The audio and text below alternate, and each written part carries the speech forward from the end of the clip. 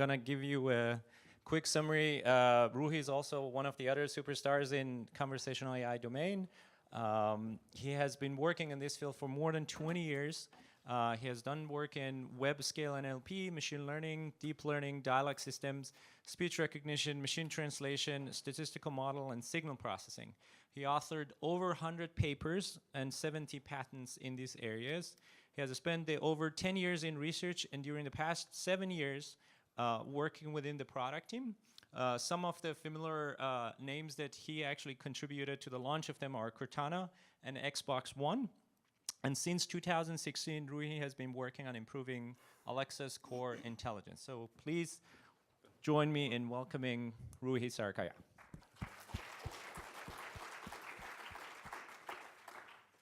Cool. Yeah. Thanks, Albert.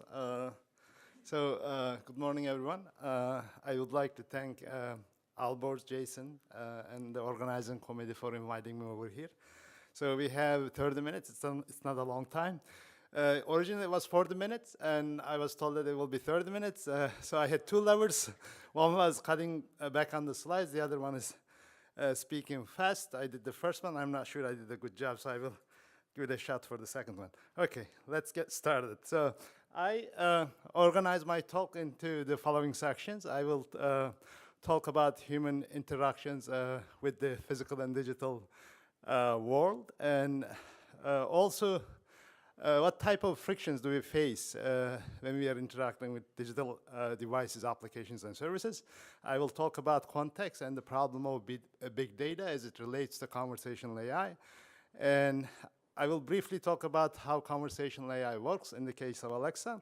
And I will also talk about some solutions to remove or reduce these frictions using contextual conversational AI. And also, I will make some feature announcements. You will be the first ones, hearing about this. These are real features that we are releasing to Alexa today. You will get a peek at that. OK, let's start with friction. Albert, you said that there's a timer here. Where is the timer? OK, cool. Yeah, you will hear about friction a lot throughout the talk. And let's define what friction is. Friction is any variable that's slowing you down or halting progression towards achieving a goal. I looked up the dictionary and changed the definition a little bit. And this probably happened to many of you around Christmas time. You buy presents for your kids or family members, and you order them, you get the box, you open the box only to find out that either cable is missing or battery is missing, and it's a bummer. Usually around these times, the stores are closed. And this is not about physical goods and gadgets. It's actually when you're signing up for web services or subscribing to something, there's difficult to find menus. So this creates aggravation for the customers. And the customers, when they experience this, they think that this is a poor customer experience. They don't try to find the solution or figure out the solution. Instead, they actually abandon your website and go somewhere else to find a solution. And according to the latest study, about 78% of the customers bailed out on a transaction because of these poor customer experiences. By contrast, if you remove or reduce the friction, this creates a positive snowball effect. Say you're traveling, you're coming to NeurIPS workshop here, and you need to buy carry-on luggage, and you go to certain websites, and you find a carry-on luggage, and right there it says that this is suitable for carry-on. And also, if you order it now, you'll get free shipping. And you do it, and you go and tell this to your friends and colleagues. It's a positive experience. And removing friction is key to customer satisfaction. I get this question a lot. I was thinking about myself. As you know, Amazon is active in many different business segments. And the question is, what is it really that Amazon does? And I've been thinking about it, and I have a two-word answer. Amazon is in the business of removing friction. And the one-click, when you think about it, one-click shop is about removing friction. Amazon Prime is about removing friction. And Amazon Go is about removing friction. I'm in Seattle, Day One building. This is our headquarters, HQ1. From 25th floor, I go downstairs to the ground floor to Amazon Go store, grab my lunch, and get upstairs in 90 seconds. And that's about removing friction, and Alexa is no exception. And removing friction is key to customer satisfaction. So, okay, I will actually be forgetting. Let me ask you this question. What is the common theme or thread across these different types of frictions? I will give you a minute. I will give you the answer at the end of the slide. Think about it. Okay, so let's look at the user. So user has daily routines. Actually, this is your, how you spend your time at your 24 hours. You sleep, you work, you care for others, you eat, you drink. This is, high level. There's different buckets. If you double click on each of these areas, you will see that, you have a routine at home. You get up in the morning, and you brew your coffee, you check the weather, you listen to news. And there's another routine, getting out of the home, getting back to home, you put out the trash, you set the temperature, and so eating a different set of routines, and entertainment, commuting, traveling. So this list here isn't meant to be exhaustive, nor they're mutually exclusive. But these are the things that you do in your daily life. I was trying to think, how can we represent it? I have a visual depiction of this. And now also, how do we, if you ask the question, how do we improve the user's lives? And removing friction and reducing friction is indeed in the user's daily routines is critical. So let's see whether I have that here. Nope, I am supposed to have a picture here, but I don't. So there's okay. Yeah, so, and that picture is missing, okay. All right, no worries. So if you, think about it, this is the routine that you go through every day. And if you reduce the time that user is going through these routines, or you also, reduce the cognitive load that they need to go through, that's about removing friction and making the user's lives better. And conversational AI has a big role to play here. And let's look at how do we interact with the physical and digital world around us. And we do it through our senses, sight, hearing, and touch. Those are the main ones. And we perceive the world around us using our senses. And this sensory information is stored and processed in different parts of our brain. And this is a simple computational model of human information processing. So we receive the visual signals from our retina, and this visual signal is relayed back to primary visual cortex in the back of our brain, where the perception happens. And the sensory information is combined with long-term and short-term memory, reasoning, and knowledge to come up with a response. And this response is actuated through our motor skills, which controls our muscles and limbs. So in this picture, you see a pedestrian crossing the road, and then you hit the brake. This whole process takes about a quarter of a second. Now, how about computers? They don't have senses like we do. How do they perceive the world around us? They didn't have sight, they didn't have hearing, at least until recently, so that's changing now. So they've been receiving input from us because we are providing this input to them through our hands, literally. So this is, if you look at this, if you go back to 1940s, this is 1946 at University of Pennsylvania, and you're looking at the first computer called ENIAC. It's largely considered as the mother of modern day general purpose computers. And you have Betty Jennings on the left, Francis Bloss on the right. They're programming this machine. And this machine had about 40 panels and a few hundred cables and about 3,000 switches. So it took them a couple days to program this machine for the task that it's supposed to do. And it took as many days to take out these switches and control panels. So it took about a week to do a task that it would take you with 3 lines of code right now. So I want you to focus on the input side of the computers. And here, this is Apple I. In 1976, Steve Wozniak built this in the garage of Steve Jobs. And this looks like a modern day computer. We have a monitor, we have a motherboard, system unit, and we have a keyboard. In 1980s, we had IBM PC. And in 90s, we have a Windows desktop PC. Now, we also added a mouse with the invention of graphical user interface. You can scroll up and down, and you can click on things. Still, you're using your hand. And this is after 2000, we have laptops. This is what you have right now. The keyboard, system unit, and monitor, they fuse together. It's a single entity. And with your smartphones, the keyboard has disappeared, and it became a software. You still do a lot of typing, but now more touching and swiping. When you look at these things, over the last 40 years, there's a gap. The computers are designed, the backend services supporting the computers aren't yet designed for other modalities, such as voice and vision. I will focus on voice here. They're primarily designed around tactile input. And that's a problem. And even when you look at the smartphones, when you interact with them, even they're mobile, you take them wherever you go, but whenever you interact with it, it immobilizes you. And that's a friction. There's no reason why you need to stop everything you do just because you're interacting with a computer.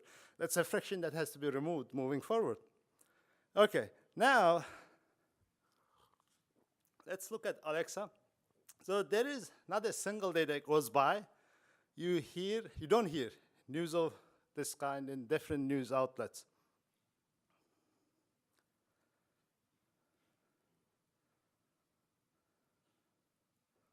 So what is really happening?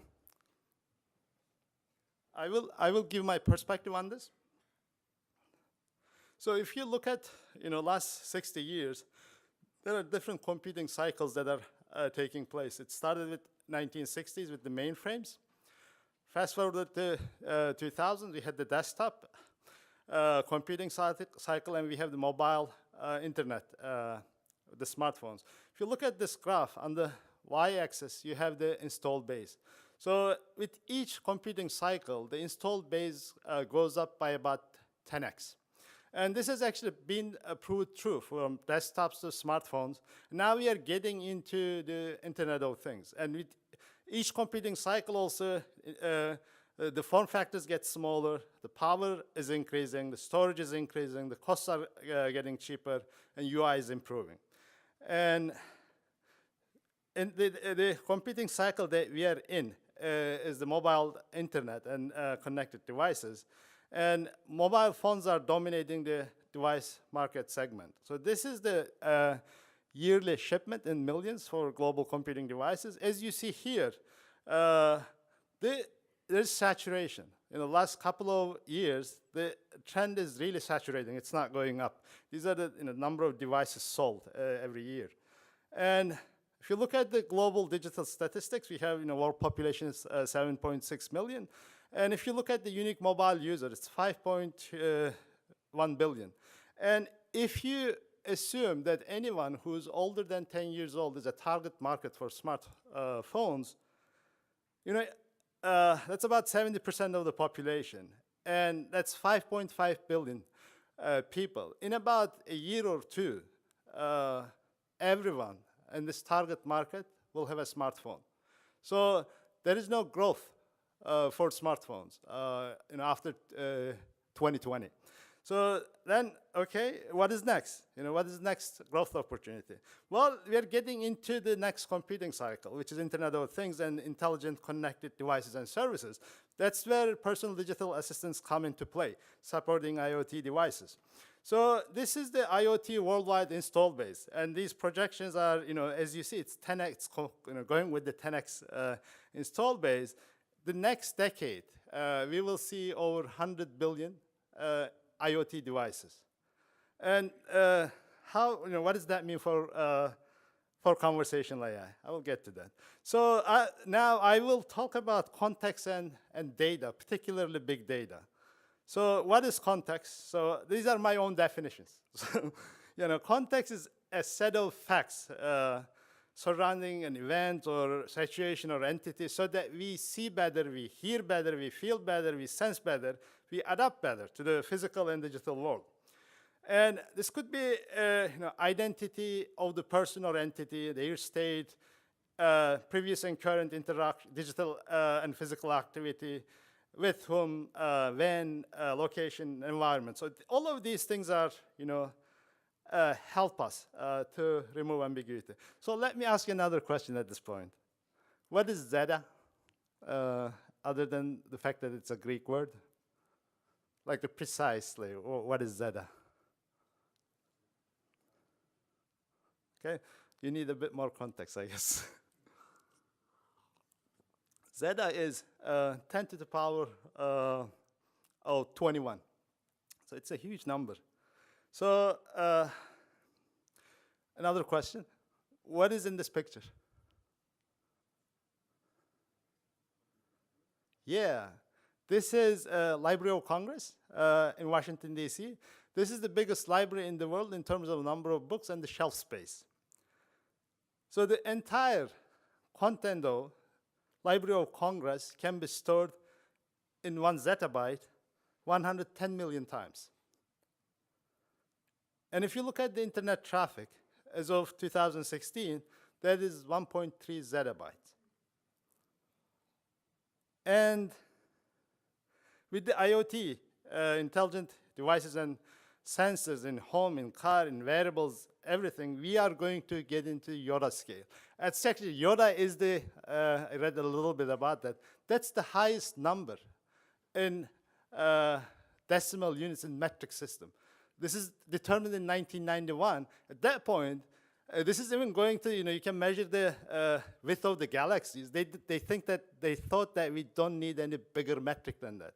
But in the next 10 years, with the data, we are going to get into Yoda scale. So we need to actually think bigger than that. All right. So does conversational AI have the big data problem? So, I have that too. Here, I think the question that we need to ask ourselves, I was playing with these slides until last minute. That's why you were seeing these glitches. Now, with the IoT, the intelligence will be with us wherever we go, 24/7. And the context will become critical, the dimensions of context that I described. And to the user, to the customer, their context is pretty clear.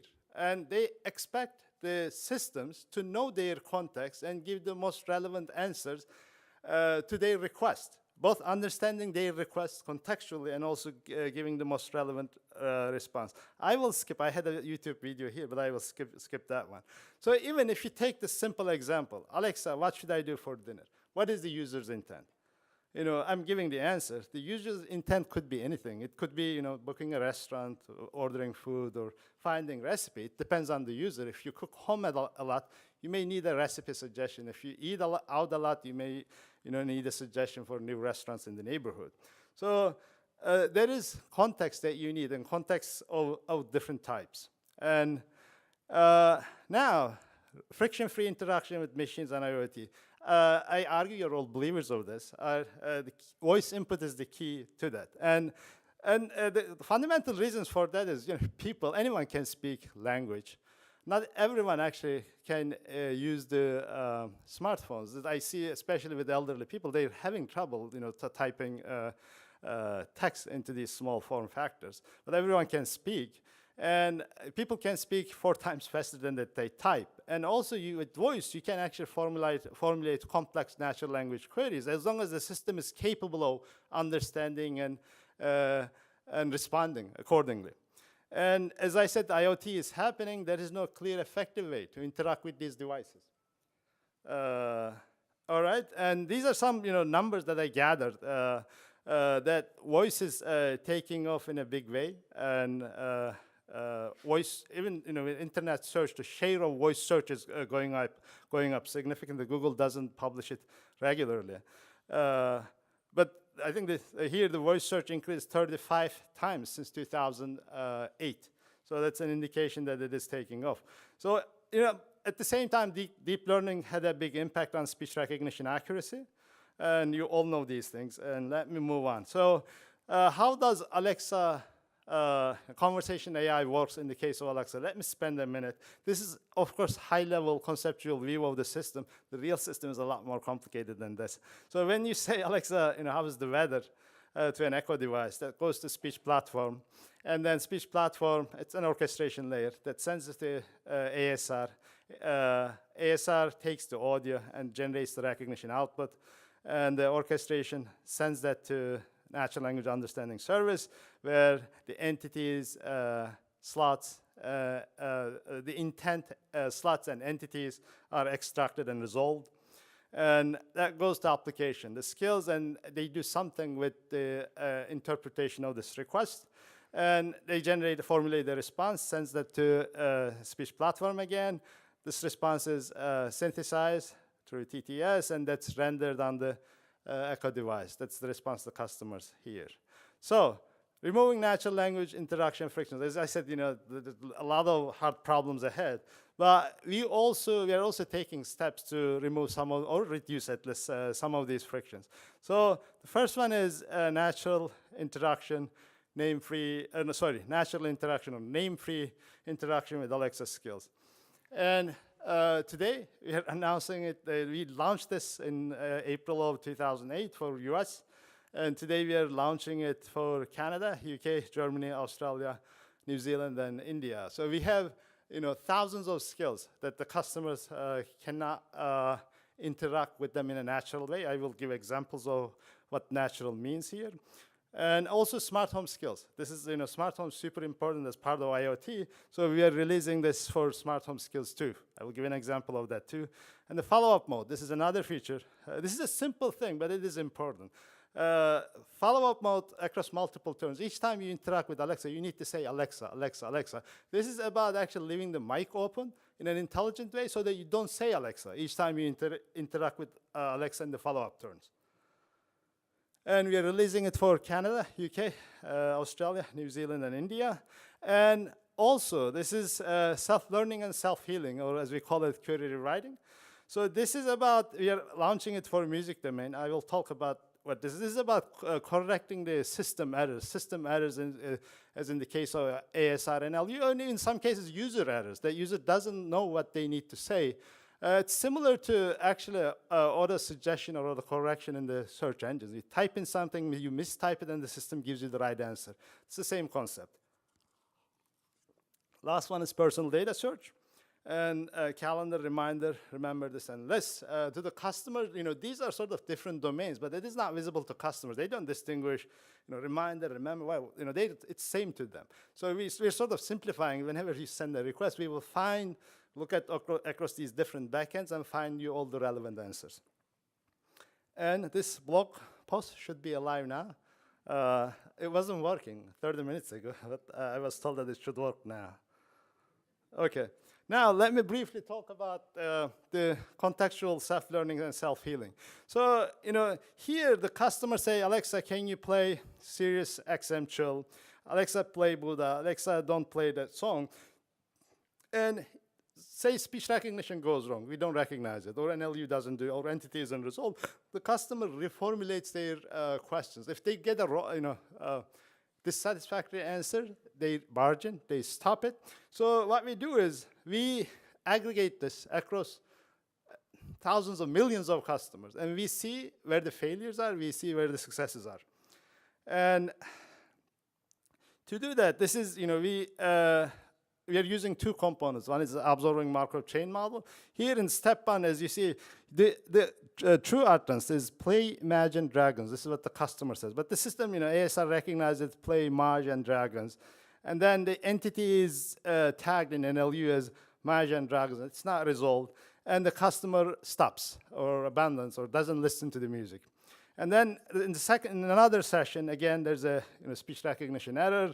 And again, customer, margin, stops. The third one, customer says the same, it says that each time the customer actually says the same thing, play Imagine Dragons. And it's recognized as, can you play me Imagine Dragons? And that wasn't successful. Customer reformulated repeated or rearticulated the utterance, play Imagine Dragons. This time the system got it right. And the customer listened to the music. So we aggregate these failures and successes across all the customers, across all the interactions, and then we create a directed acyclic graph and put a transition probability on these different paths. And here at the bottom, you see that all these three utterances led to a fail, and then through this connecting these graphs, we find that actually the true utterances play Imagine Dragons. All these three utterances are mapped to play Imagine Dragons right after speech recognition. The rest of the systems sees play Imagine Dragons, as opposed to wrong ASR output. And we also build a sequence-to-sequence model, the NN model. It's running in parallel with the absorbing Markov chain model. Both of them generates a probability. We combine this probability and come up with the final rewrite. And we run experimentation in the music domain, which is the biggest domain in Alexa. And defect, we measure defect per customer. Defect is, how we define defect is user says, sends a request to Alexa, and in the end, Alexa generates a response. And we ask the human annotators, is this response relevant for this utterance? On one scale of 1 to 5. That's how we measure the defect. And that improved by about 16%. And win-loss ratio, sometimes you're falsely triggering. And our win-loss ratio is about 12. So for every mistake that we make, we correct 12 other mistakes. Or every mistake we make, we correct 12 other mistakes. Yeah. So the follow-up mode is, as I described earlier, this is, Alexa, how is the weather in Montreal? And then next turn, you have to say again, Alexa, how about tomorrow? Now, instead, after follow-up mode, you can say, Alexa, how is the weather in Montreal? And just say, how about tomorrow? And this is actually enabled across all domains. We are improving this intelligence that you don't need to keep saying Alexa. And the behavior is a bit different for users who are already trained with Alexa versus new users. They didn't train themselves to say Alexa each time. And to do this, we are using, again, a deep learning system using ASR decoding features, acoustic embeddings, and character embeddings. We are combining them. We are classifying whether this request is device-directed or not, side speech or background. And we have experimentation results. The results aren't necessarily surprising. Just using ASR features, you get 9.3% equal error rate, and acoustic embedding character. As you combine all of these features, as you expect, the performance improves. So we get 5.2%. For all of these things, you will. I'm referring you to the papers here. These are all published this year, or either earlier this year, or they will come out in SLT in next week or two. And personal data search, this is another one. As I said, this is about accessing long-term and personalized memory. Like, Alexa, what did I tell you about my mom? You may have asked Alexa to remember that you need to buy a Kate Spade bag for your mom. Store that, you forget it.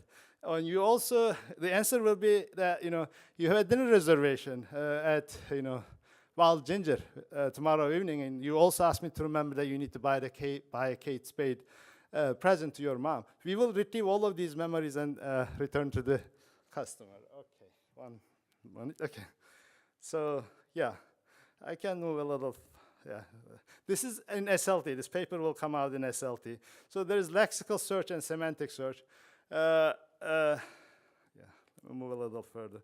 This is, again, a deep learning architecture. So this deep learning system architecture processes both the memory and the request, the query. So it takes both of them. In the end, it generates an output probability, tells you how relevant is this memory to this request. It's really that at the end of the day. And it generates a probability. And here, combining lexical and semantic search is critical. One thing, though, that you need to keep in mind, for each of these systems, if you look at these systems in isolation, the problem doesn't seem that hard. But imagine for each request, there are hundreds and thousands of domains that are fighting for the same request. There is a big problem. Like, there's 10 other intents, 10 other domains. They will say, no, I can handle this request. So for these systems, this false acceptance, minimizing false acceptance is a key metric. Whenever you have this multi-domain classification. Okay, so these are sort of our numbers. The semantic search with regards to lexical search, we see improvements in recall, as expected. The precision goes down a little bit, but overall, the F1 measure improves. So the last one, so I will not talk about this one. This is actually, we have a number of papers. This is a contextual re-ranking. This is about making the skills, let me move to, making the skills natural to interact with. As I said, we have thousands of skills. When you send a request, what is the right skill to answer this question? So this is our architecture. We use NLU shortlisting and the contextual ranker that takes all sorts of context, and that's going to improve, as I said. With all the new context available, we find the best interpretation of the request. We also find the best skill that will answer this question. And here, these are some use cases that we are enabling. So we launched this for ENUS. Before the interaction is Alexa asked Tide Guide about Alexa asked Tide Guide about what the high tide at Venice Beach is. So this is mouthful. So that's the friction I'm talking about. The customer needs to remember the skill name. They need to stick to this exact verbiage so that they get their answer. But now, instead, they can just say, Alexa, what time is high tide in Venice Beach? This is more natural, friction-free. That's what we are enabling. So we launched the ENUS in April. Now we're launching ENGB, Canada, India, Australia, Japan, and Germany. And that was my last slide. Just one last remark, actually. This is, we are really taking baby steps. And the problems are going to get more complex in the next decade. And so this is actually to professors. There's a lot of work for the new grad students. A lot of problems will come up our way, and this is the time. It's just starting, and it's still day one. All right, let's thank Ruhi.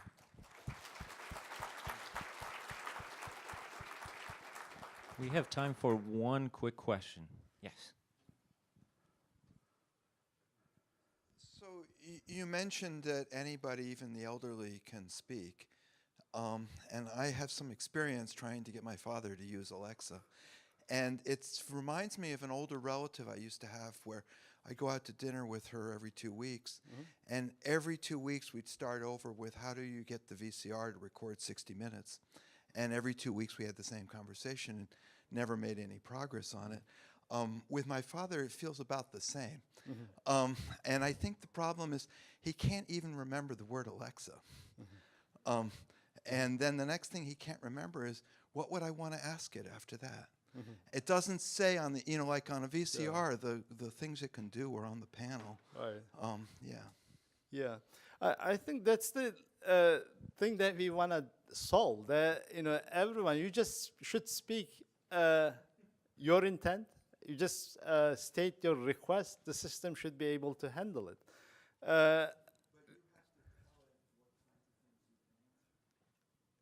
Not really. I mean, we are not covering, if you look at the domain coverage and robustness, it's not there yet. It's not, the system isn't robust there yet. But it's getting better. The whole idea is you take this away from the cognitive load from the customer. Just speak your intent, and we will take the, interpret it, find the right response to it. We have other anecdotes though, from especially elderlies, that they're actually finding it very useful. The fact that, turning on a light or setting the temperature is a problem for some people who are handicapped. Alexa is a great help for them. So we are listening to our customers, and the feedback is all positive, that they need to see more of it. Let's thank Ruhi again.